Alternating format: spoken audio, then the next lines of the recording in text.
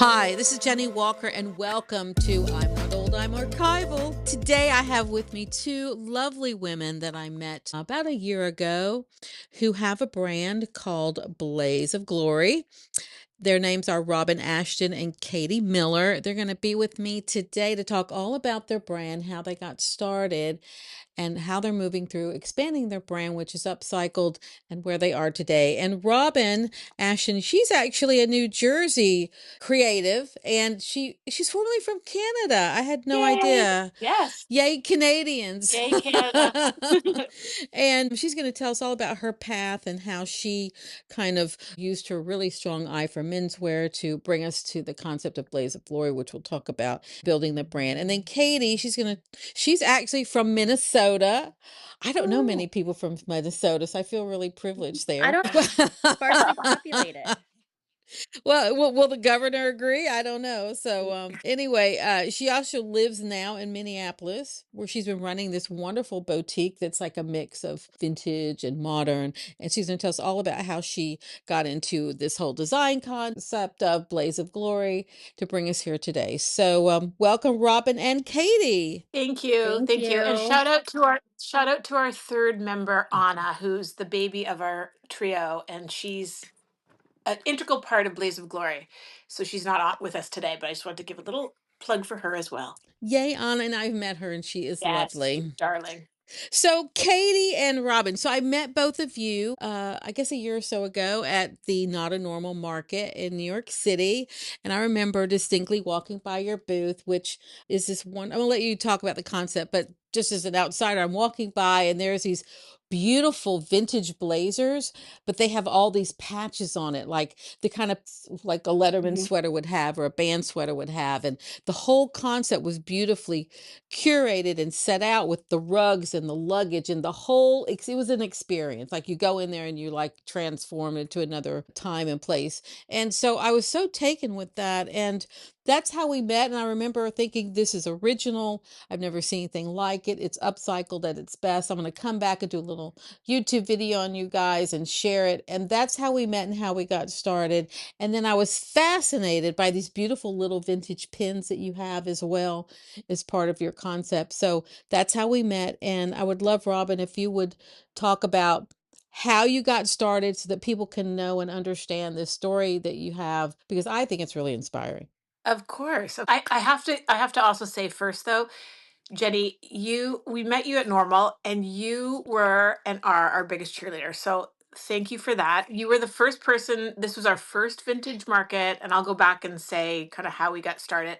But you were the first person we met, I think, right, Katie? And Yeah. you built us up and was just like started off our weekend on such a bang and hmm so Yeah, it lovely. So was thank you for that. and your booth, by the way, is also amazing and beautiful. And so to have praise coming from someone whose booth we admired, I mean, it was a fabulous way to start things off for us. Oh, well, thank you so much. I appreciate you saying that. That's very sweet. Well, let's get into Okay, this yes. wonderful concept that you have. So, Well, maybe Robin. I'll go back to how we met, which is about 10 years ago. I was living in Minnesota, and Katie owns a store there called Bean and Row. And not only did I become a customer, and I think Katie, we first met, we were both on the Children's Hospital fundraising, wasn't it? Like Yep. from um, Children's cancer Sure. was the project we were Research. working on. Yep, research. Yep. And I met Katie then, and she shone a light on all of us like she does. And I started shopping at Bean and Row, even though it was probably 45 minutes from my home. I made it like a regular outing to go, hmm and we just became friends. And Anna at the time was working there as well, I think part time, Katie. Yeah, Um, she was still in but college. yeah, she was. So we became friends. And then I moved away in 2022, but we kept in touch. And Katie would come back or come to the city for like Coterie or any of the other kinds of buying trips. And we kept in touch. And then about just over a year ago, the three of us were together in New York, and we went to one of the vintage shows. And then afterward, we were having drinks at a hotel bar and thinking like, how can we do something? We're all creative. We all kind of love the vintage world, and that's when kind of Blaze of Glory was born. Hmm. Wow, I And love that. maybe Katie can talk more about kind of how we narrowed in on the concept. But yeah, Yeah. that's how that was, over drinks at a hotel bar. Yeah. All good things happen over drinks at a Mhm. hotel bar in It's very fashion. true. Right? For Very true. sure. Um, not all things that happen at a hotel bar are good, but all good things that happen. Yeah. No, so I think, Jenny, you mentioned that what is one of the unique things about us, especially when we're in a vintage market, when most of the time you're buying items that are good condition, but hopefully as unchanged from their original as possible. And we're upcycling. But I think one of the things that we tried to really focus in on when we're upcycling is I think it gets a bad rep sometimes that people are taking items that are junk and trying to make them better. And we're taking items that we find to be good quality, that have their own merits, that are treasures on their own. The blazers we want to be in impeccable condition, sellable on their own, but then we're making them into something new. So I think that was kind of one of the important parts is we wanted it to feel like a high-end product that you were getting. There's plenty of secondhand and used, and I think there's a place for all of it, but we didn't want to just fall into upcycled or used. We wanted it to feel like its own unique, new, but still sustainable product.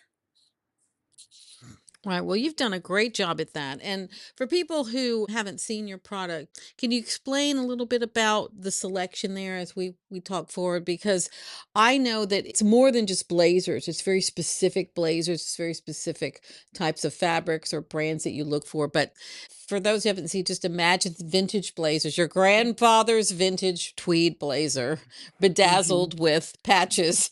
So Yes. like, and it's not just any patch, like you put a lot of thought into what letters you'll use or if it's a specific team or college or things like that. Can you just kind of give a visual? Like I'm walking into your booth and what do I see? And can you talk me through how you came up with that? Sure. We want to create the feeling with our product and with our booth or our website, our imagery of kind of that nostalgic collegiate experience that I think everyone can conjure up whether they had it or not. So we look for classic tailored lines, typically menswear, although we do offer women's sizing in blazers that are timeless materials, wool, cotton, silk, linen, and we're kind of looking for something that feels like it's always been, if that makes sense. Mm-hmm. Absolutely. Yeah, and then we Right. we add that kind of varsity collegiate feel with our patches, and we like patches that have a story behind them. We like to feel like our customers can connect with the patches and the blazers that they choose, whether it's the initial of a school they went to or of their mom's name, if Well, that's an yeah, I think that I, that's something people really I have to interrupt with a funny story. We were doing a pop up, and a young woman came in and fell in love with a blazer that had the initial H on it. And she was with some girlfriends, and they're like, "Well, your name doesn't start with an H, and your last name doesn't start with an H." Like, they were kind of trying to talk her out of it. And so she talked herself into it by saying, like, "Oh, but H is the initial of my ex-boyfriend. And if I buy this blazer, then I'm going to manifest getting back together." And we were like, okay, maybe that's not what you need to do, but I That's so like I funny. like that you're finding meaning in this. So yes, they right. everyone Yeah. finds meaning in something Right. with our blazers, I feel Right. like. Yeah. That is so funny. You have to follow up with her and see what I happens. Oh know. I'm like, gosh. maybe you don't want to do that, but yes, sorry. The manifesting blazers is your new your Oh new Right? my gosh. sub label. Yes. Yeah. I I love think we it. could charge a lot more than we do if that were true. That's true. Exactly, right? Absolutely. Well, your price point is really very friendly because it's under 500 for most of them. Is that correct? Correct. Where it might get a little bit higher than five is our custom blazers, where we have clients that come to us and really want to build their own and give us some direction in terms of, what they're looking for in terms of blazers. So that requires a little bit more sourcing. So those blazers are upwards or, higher than 500 at times. Right, right. It's very much has a Ralph Lauren feel. So when I walk in, I feel like this could have been Ralph Lauren if he was our grandfather back in the Right. day, Right. right? Right. Now, I want to understand. So, Katie, you've got this store, and if you'll like talk about the store and where it is, this store in Minneapolis, is that where you had the product before you decided to bring it to the normal market? Were you W- selling it there, or what was No. kind of, I want to understand the path from concept to the normal market to then Coterie of all places, which was you did very well at and have now your blazers are in Japan. But I want to understand how you knew to take it to the normal and how you knew to take it to Coterie. So I think our goal was always the vintage markets. Okay. We started making them and looking for pop-up opportunity and building our Instagram following with the goal of getting into some of these vintage markets that we watched and enjoyed and admired. So that was always really the goal. We did have a few here in our shop just by nature of Anna and I experimenting with pieces, building them, and hand sewing them here almost as prototypes and things like that. Robin had a few pop ups in New Jersey and we got some sales under our belt. And I would say that the show that you met us at was truly our first real Yes. attempt at sales. And I had been to Normal Market, I guess it was maybe December of 24 when they were in Barney's and just fell in love with the space, the creators, just the energy. And that was kind of our goal right from the beginning. Like, this is where we're going to start. So that was our very first market. And we were super nervous and it was a big step and leap for us, but it certainly paid off. Yeah, absolutely did. So you did the markets, and tell me about the reaction from the customers, like when they saw what you had, because again, you're doing something very different. You are upcycling, and that is always a much smaller percentage of the people that are in these vintage markets or the people who have true upcycling. Usually it's a handful, like two or three. So you stand out in a really positive way because it is so different. But I'd love to know the reaction from the customers and what you kind of learned from that and how maybe you tweaked your product, maybe you didn't, based on what you learned. Katie, you can go ahead. Sure. I feel like the initial response that we got was above and beyond what we were expecting and hoping for. People were drawn in to the booth. And I feel like we were kind of in a back corner and it wasn't super well lit, but we still were able to attract people in. And that maybe is some of my merchandising. I don't know, maybe I'm kind of a merchandising monster a little bit, but I was like, we're gonna need a rug, we're gonna need lamps. I remember they were like, why would we bring in lamps? And I was like, look, we're gonna need a lamp. My grandma used to even light her buffet setup when she would have parties. And, it's like then people are drawn towards the food, So I was like, let's do this and we'll get some props. We'll make it feel like you're in someone's college dorm. So we did that. And I feel like even if people weren't drawn to the product necessarily right away, they were drawn to the cohesive look of the booth. And then they Yeah, came in. And because we only have really one product in there, it allows them time to kind of focus in on that once they step in. We took it up a right, notch right. at the winter show that we did. And I don't even know if I want to give this trick away. We scented our booth.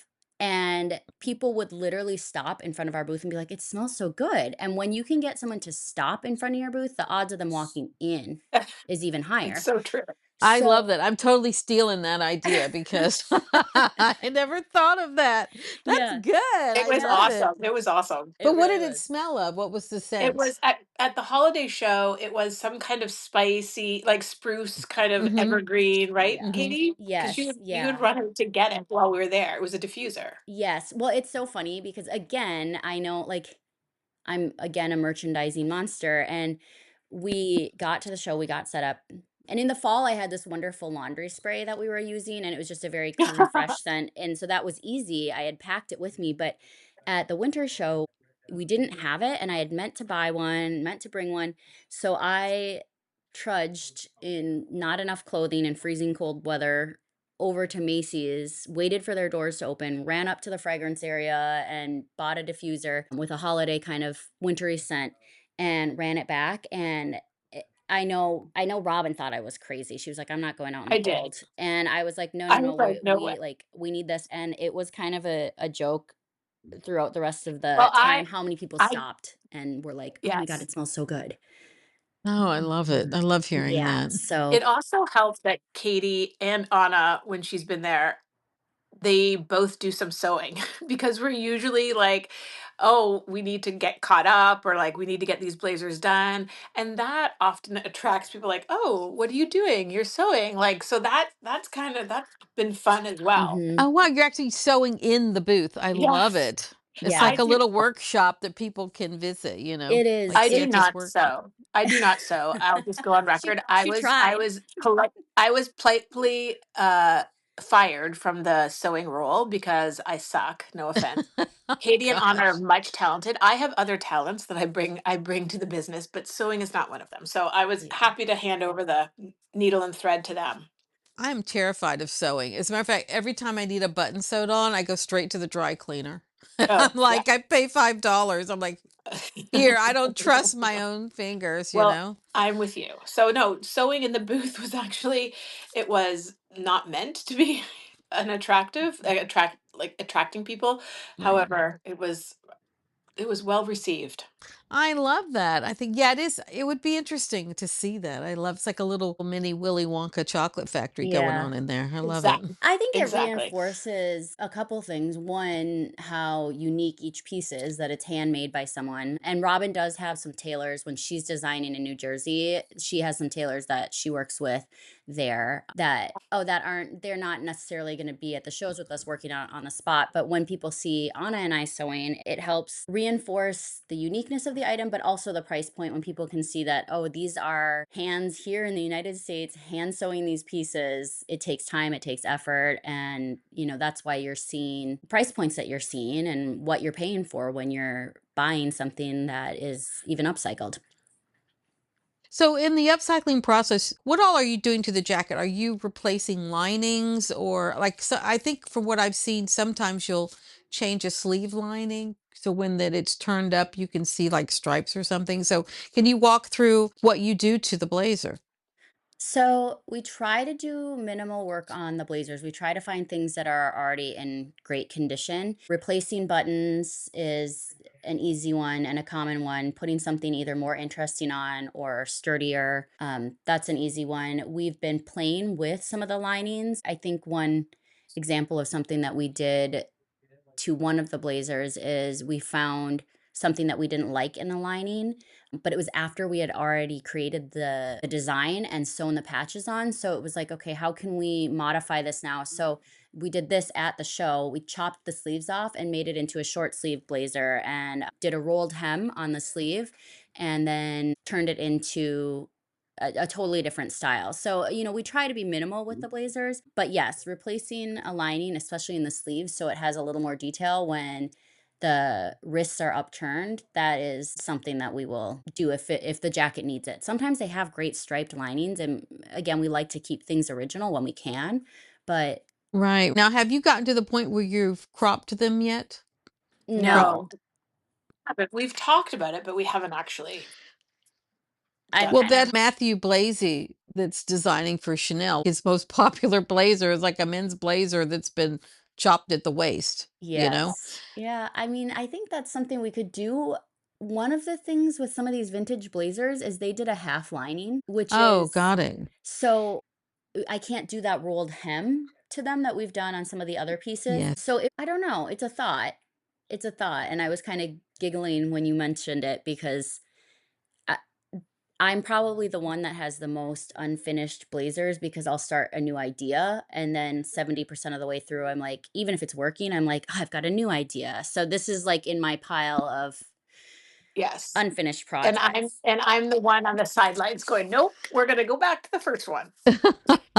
Well, I was studying someone who does upcycling at the last normal show and there's just Look, I'm a purist. Like I want, like I deal a lot with vintage Moschino, as you know, so Right. I want it to be exactly as it was. So the Mhm. thought of cutting one off just flips me out. Like I'm like, I wouldn't even do it. I wouldn't want to do it. I would want someone else to do it. Yes. Right. Be like, but I wouldn't want to cut it up because I'm like such a purist. And yet some of the upcycling that I've seen by some other companies is that they are fiercely go in there, they'll chop this off and they'll cut this, like they're fearless about it, and they'll have this wonderful product, and it's just okay, well, I see what they've done. I don't have the courage to do it, but I can appreciate that they have, and it really, really is impactful because the shapes, they're so defined, like these older vintage shapes, right? Mhm. So when you cut it off or you crop it, it just looks different, right? It just has a whole Yes. different vibe about it. Or we might, you never say but never. We might, that Right, might be right. something we bring out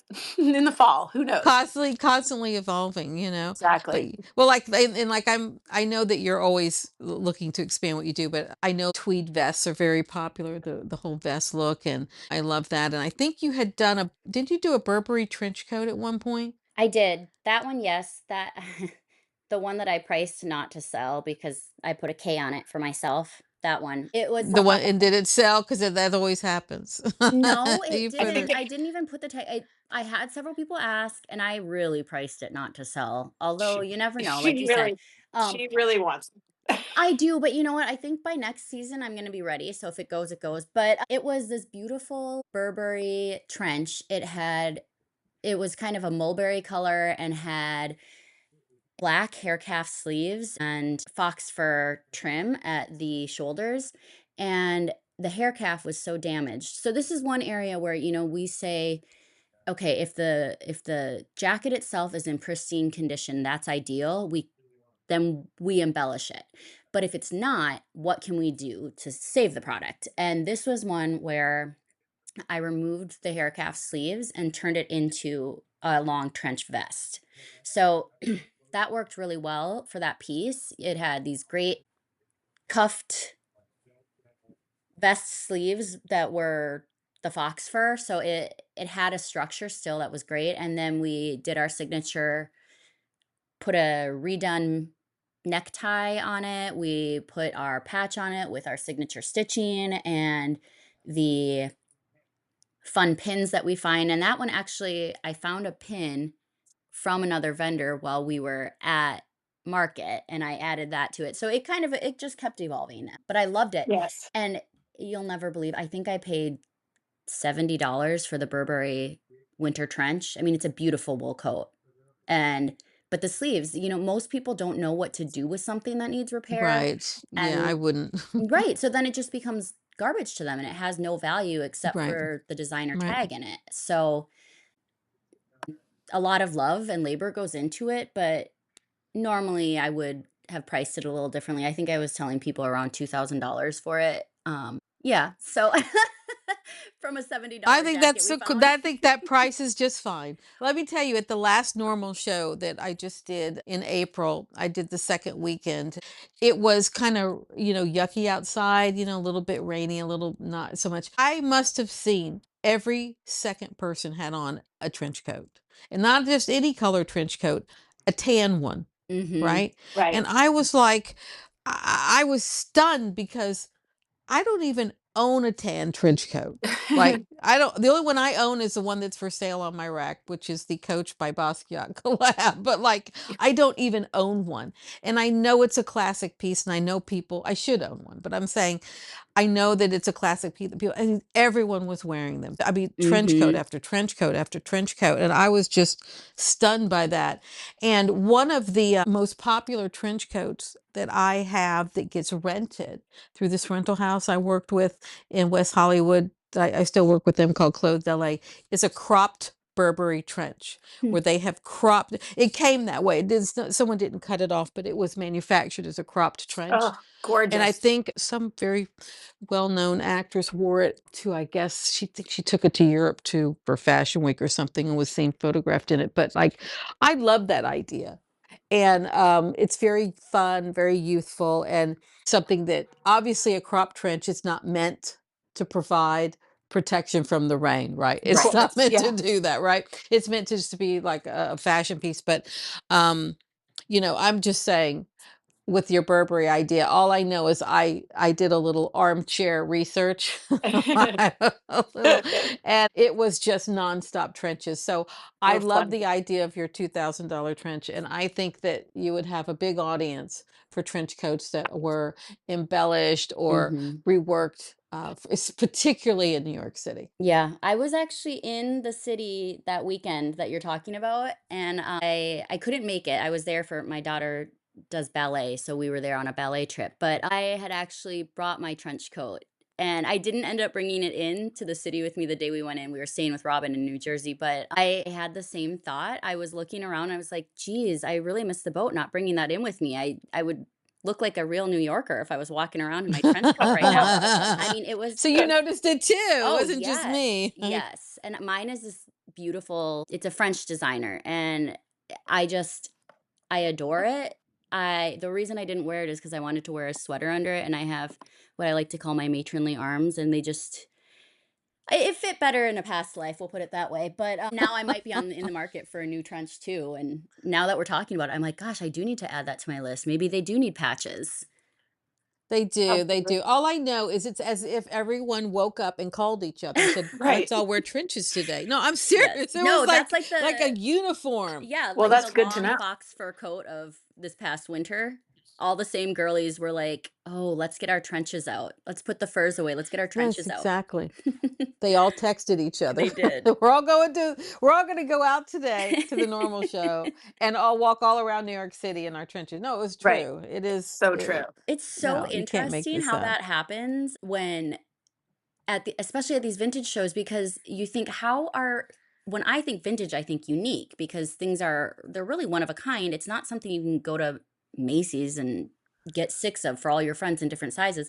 But there's still trends even within the vintage world that people Yes. manage to hop on and find these products and it drives this instant demand for these products. It drives the price up temporarily and then it's really kind of interesting to watch and I think that our product kind of falls outside of that. It maybe it has some trend forward thought right now. There's a kind of a prep revival, but I feel like there's a prep revival every few years and I think the people that are drawn to our jackets are people that want to express their individuality in what they're wearing. So I Hmm. think that that is I have there's a place for both trend forward and individual styling in my mind, but I think that I think there's a difference in who comes into our booth and who's out there specifically hunting for that trend item at these shows. Well, you might have noticed at some of the shows there was I saw a vendor who was only trenches. Yep. Yes. They were the trench Yep. coat people. Yep. It was, but all of the trenches were plain. I Yep. mean, Yes. they weren't. There wasn't. They were just Yeah. They were just unique vintage. I wouldn't even say unique. They were classic vintage style trenches, Yep. Right. And dead stock, a right? lot of Burberry. Yep. Yeah, And and yeah. I think the concept that what you have, which is the whole, like you're saying, collegiate, nostalgic kind of, I'll call it bedazzled. When you're bedazzling a blazer or a trench or whatever, it could apply to so many things. I mean, you're starting with the blazers, but Mhm. the concept is so great. It could be on anything, to be Yeah. honest, in my opinion. So whether it's a trench coat or a classic blazer that's tweed or a dress or a sweater or whatever, I mean, or jeans like with patches all over them. I mean, to Yeah. me, it's kind of an endless opportunity because what you're doing is still something that I think most people aren't going to do for themselves, but they're going to see it and be like, I love that. Yes. And I Yeah. don't want to take the time to do it. So I'm going to let these people provide it to me. And we love, I mean, sourcing the patches is probably the most fun of all the sourcing that we do. Like finding, these, someone's found a box in grandpa's attic and wants to pass on all of these wonderful patches that have Mhm. stories. And I know in Minneapolis you found some, or in Minnesota you found some like up north near cabin country, and that's the part that we love. Yeah. Um, It's there's fun also and frustrating. right. It's true. It's Big true. yeah, the small patches The patch is in good condition, and especially small numerical patches. The ones that have survived are kind of the big initials that maybe stood for the Like school name. the The Letterman, Letterman, the but yeah, Letterman, yeah. yeah. But finding the small ones is wild. I just found a lot on eBay actually, and I didn't even ask the girls. We try to, like, ask each other when we're spending money, but this one I just jumped on because you never find these numbers, so it was great. But it is fun to learn the stories behind them. We got that pair of Letterman jackets that I actually can't bear to Oh, take yes. apart, but it is a couple. They're in their 50s and they have their high school Letterman jackets, their high school sweethearts. So I said, when I found these jackets and I paid for them and I explained what we do, and I was like, I actually don't know. We might end up just using your jackets as props, but I said, what we do is we take the patches off and we make something new out of it. And they had no problem with that. I asked them, "Do you have a picture of you guys in these jackets from high school?" And they Oh, hunted one that would've been down. great. Yeah, so we have this photo, we have this story of these two, and I haven't had the heart to take it apart now, but I will, because we've come up with another concept too that we're doing, for people who are nostalgic and don't want to take their jackets apart because they want to have a memory of it. We've been taking these jackets apart, artfully laying out the patches, photographing it, and doing high quality prints for people, so they have their grandpa's Letterman jacket that they can just frame and hang, and then they can actually get rid of the physical jacket. So it's the Mm, patches are it is that's where the story happens, I think, and it is fun to find them. absolutely. Absolutely. I know tucked away in my own box of, I'll call life memorabilia, is my original, I'll call it Letterman's jacket, but it wasn't a Letterman's jacket. It was it's a band sweater. Mhm. So when I was Oh, in the chorus in high school, I have a white sweater with a red and white big patch on it. Yeah. I think it says, what does it say? Belton Junior High, or does it say Hardaway High School? Like, try to think what it even says. I haven't seen it in years, but I still have it and could bear, I can't bear to part with it. It would be Yeah. fun to do something with that. Yeah. So let's move to Coterie. So I would love to know the jump going from the Not a Normal Market to the Coterie show, and kind of what the decision was in that. And then I want to know the results. Oh, I already know the results, but I want you to share what happened at that show, because it's a great example of taking a leap of faith, investing a significant amount of money, and showcasing your brand to eyes that aren't wandering through a vintage show to a Mhm. brand new market. Can one of you talk about sure. how what that was all about? The opportunity, I guess, presented ourselves when Normal Market approached a select number of vendors to participate in Coterie this past February. Katie has the unique position as a boutique in Minneapolis, having attended Coterie on the other side as a buyer. Katie was very familiar with Coterie, and I had tagged along on a couple of her buying trips as well. So we knew kind of what it was about and what kind of opportunity it was. Katie, do you want to take Yeah. it from there? Yeah. So when the opportunity came up, I think the primary thing was we're new, we're little, and we were like, okay, if we pay these fees, we've got just enough for the girls to get lunch while they're there. Anna and Robin were going to handle the booth. And so we were like, we gotta go in fully prepared and accessible to the buyers. I mean, the panic struck in when flights were being canceled because Yes. nobody could get in for the storm, or before the storm, and we jumped through hoops to get Anna there in time. And I was like, "Look, all we need is a few good sales." And so we kind of worked backwards from that, but Well, leading up to it, we and said, okay, we need to figure out our pricing. It needs to be right. clear and easy for the buyers. One of the things that we struggle with at a show like Coterie is most of the buyers are there preparing to buy for a future season. Whereas when you're selling vintage, you want to sell the product that you have in stock right now. You don't want to hold it for someone for 6 months. So we had to think through, how do we do that? And how do we explain to people that if they're ordering future products, they can't see exactly what they're getting? Each piece we create is one of a kind. So we had to be able to showcase what our brand is with some pieces there that we could show, but also the marketing material that we had and our storytelling so that our, potential customers would trust that whatever came their way was going to represent the brand that they saw on the Coterie showroom floor. And I think it was enough of an investment for us as a new business, and like, can we really make this work? That it caused us, or forced us to take a look at, okay, this is a real thing. This is what we need to do, and tighten up our pricing, tighten up our costs. So I think it helped us in that way as well. But we really had no idea, like, how is this going to work? And I know Coterie hasn't been doing the whole vintage thing for very long either. So I think it was new for them as well. Mhm. Got it. Now, but you did have buyers, so Yeah,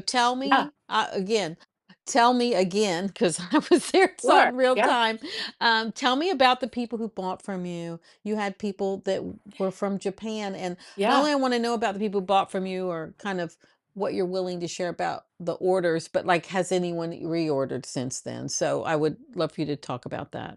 So we did have orders from Japan, Taiwan, Texas, Louisiana. We had a combination of, we had probably a couple dozen, maybe 3 dozen blazers that were cash and carry, and then we had pre-orders for fall. So particularly the buyers from Japan kind of wiped us out and bought a lot of our cash, not a lot, but a good portion of our cash and carry. So they took those and are planning to launch them, I think, in May. So we haven't heard how they've done. And then the Taiwan order was for like immediate delivery. The rest were all for August delivery. So we've been already designing, starting to sew the ones for August delivery. Mhm. So we haven't had any reorders yet, although the Japan buyer had asked if they could meet with us in the city when they're back in June to make another order. So that's really positive as well. And Oh, that's terrific. So, I think, Jenny, a lot of your fans and listeners are probably more used to a vintage show format where you buy what you see and you take it with you. So words like cash and carry, that is all you do at a vintage show. But at a show like Coterie, most buyers are when you're buying for your boutique, you're typically in a higher end brand. You're buying for something that's maybe 6 to 8 months out in advance. And so when we built our ordering structure, we built it to accommodate those buyers, knowing that they're coming in and their budget is not for immediate delivery. The budgets they have in their mind are for July, August, and September deliveries when they're shopping the February coterie. So we're in a unique position in the vintage world in that we're creating something so we can take future orders without having to hold stock. But we did take money down. That was very important to us because it does take a lot to source. It costs a lot of money to pay for the sewing, whether it's paying Anna and I or whether we're paying the tailors that we have that we work with. So we knew we wanted to take enough money down that we could continue doing our regular cash and carry business for our markets without eating up any capital that we had left. So it was definitely something that we thought through, and I think that having experience as a buyer going in was a huge help in that area. so now that you've had a chance to sit with the results of that coterie show, how does that, I mean, I'm assuming you now have information you didn't have before on what are people willing to pay for your product versus what it actually costs you, like in orders, Yeah. like, and actually feel it, like in the moment, Yeah. versus you're creating it as you can, having it in a pop-up as you Yeah. can. You know what I mean? It's a very different model. It is. There is always a desire for more profit, more sales, right? So I think you're right in that in many markets, we could probably sell our blazers for more. In our market here in Minneapolis, where many people do know how to sew on a button, th- they look at our stuff and they go, "Well, I could make that." And they probably could. And so, we can't sell the same we do have some great customers here, and they will hop right on what we're doing, but we can't do the same things here that we can do in New York, or, we're hoping to maybe go to San Diego and do a pop-up there, and people spend differently. They value their own time differently, and they value artists' time differently. So when we were pricing, we Right. had to think, okay, yes, we do know that we have those markets where someone will drop 500, 1,000. They don't care when they're shopping, but we're also gonna run into the lady from Ohio who bought, and her customers are gonna look more like a Minneapolis customer. So we had to make sure that our prices would allow for us to do our business and to make some money and to grow, because you have to leave room for that. Um, but also appeal to And customers on a broad level.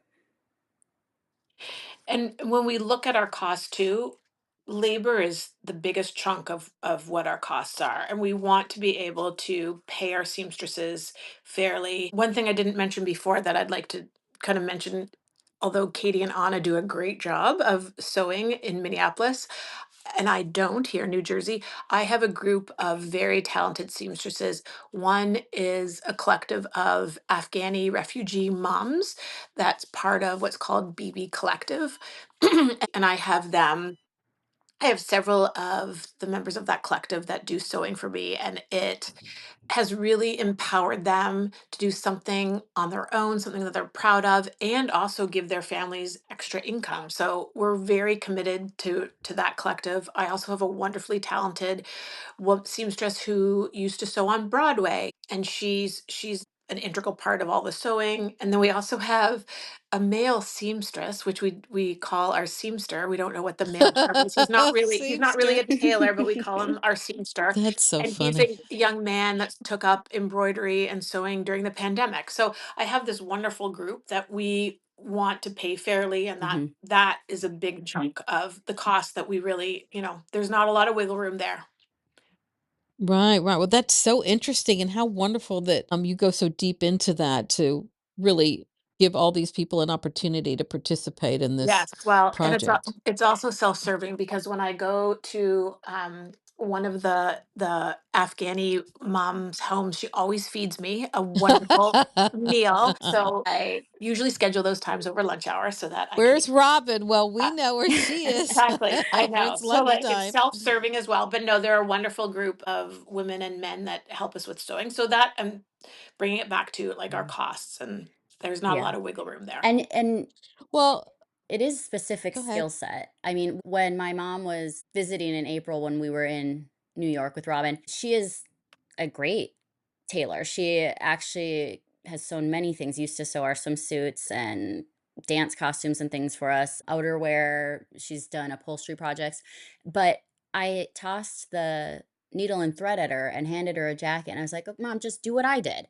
And I don't hate to throw my mom under the bus, but I ended up bringing the piece home and took out every stitch she did. And I was like, wow, You did? I I did. didn't know that. That's fantastic. Oh, I did, I you poor did. I mom. know, but I was like, gosh, this is like, I didn't realize that how specialized it was, because it came naturally to Anna and I, but we also had the end vision in our mind. So it gave me new appreciation for what the tailors that we work with and the seamstresses that we work with in New Jersey, what they have to do to see the end product in their mind and then make it happen. That is so funny because you would totally take out every stitch if you gave me that project. You'd be Trust, like, trust me, trust me, Jenny, they have. not your strong suit. I'm afraid of it. Like, I mean, like it sounds crazy. First of all, I don't have the tools. I don't have the right scissors or whatever. I don't have any of the things you need.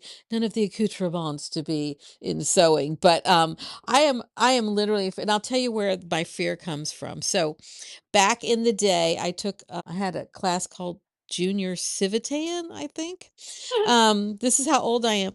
So, So we had a sewing class, and I remember having to create this cotton blouse. And this is back, I won't say what year it was, back in the day.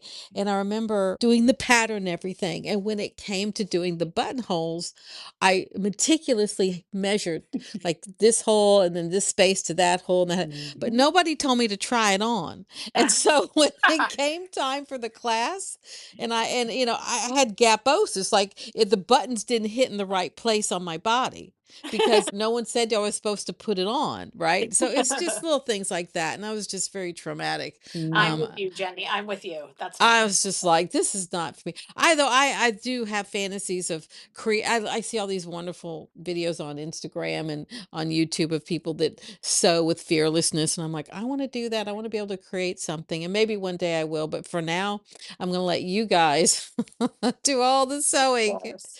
Oh my goodness, that is great. So, okay, so this story is so wonderful. So you've had this concept, you did the normal shows, you've gone to the Coterie. So what's next? So I know you've done some in-store pop-ups as well, right? Do you want to Mhm. talk about those? Because I'd love to know how that's working, kind of what your goals are for this year and next year, like your 1 or 2 year plan now. I think in terms of pop-ups, because I've probably done more of them here in New Jersey and New York, it's a great opportunity to get our name out, to showcase all of our wonderful products, and partner with some of these like beautiful boutiques and store owners who are so gracious to invite us in and collaborate. So that's been wonderful. Um, and I think that we'd continue to do that. Um, We also, we do want to sorry, go do ahead. another um, kind of to the trade sale if we can. We are looking at Coterie again.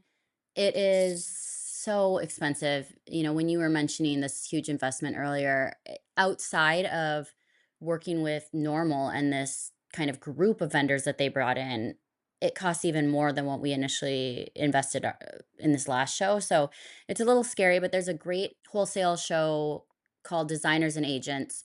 We're gonna look at that too. It's a little more boutiquey, a little more craft. So I think that would be another goal within the next 2 years is to get into more stores because that keeps your future orders out there. So you always have something to be working on and working towards, and it means that if one pop-up or one vintage show doesn't go how it should have, maybe it's weather, maybe it's timing, maybe it's just not your people, it kind of safeguards you. So I think that that is a goal would definitely be to get into more stores.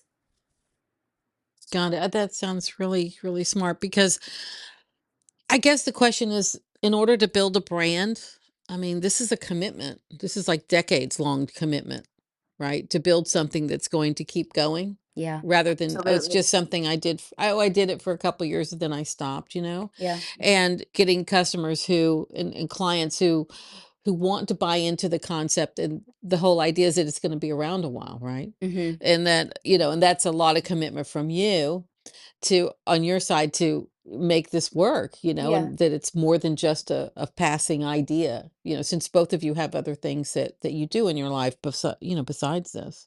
It is I think Absolutely. yeah, it's when you said decades, I was like, "Oh, geez, how long am I gonna live?" But, yeah, you're Please, a right. long time. Hopefully, right? You're right.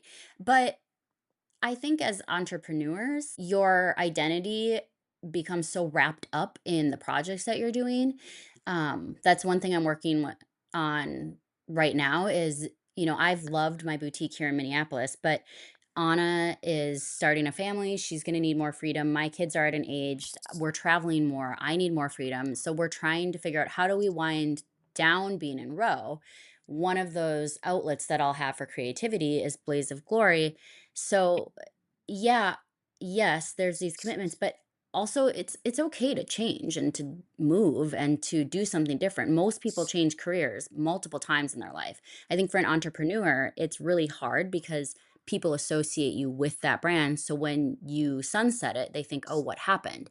And Right. so I don't think about it in those terms, which I think allows me personally, I don't know about the other two girls, but it allows me the freedom to say, "Oh, let's try something. Let's do something new." Because I've already come to terms with the idea that my projects don't have to be forever. And yes, you want to establish that trust with your customers. You have to retire things in a way that is fair to everyone, your employees, your customers, you sunset things in the proper way, but I don't look at Blaze of Glory and think like, "Oh, 30 years from now I'm still going to be sewing patches." I think, what direction will this take? Let's see where we lead it and where it leads us, and wherever that is, we'll follow it, and when it doesn't serve anymore, we'll let it go. We'll release it. So for me, I think that gives a little bit of freedom. And it And also I makes and me I think braver in saying what's next. Love that. the beauty of our partnership is that each of us are at different stages of our own personal lives. As Katie mentioned, Anna's starting a family. Katie's in the thick of it with her kids and activities.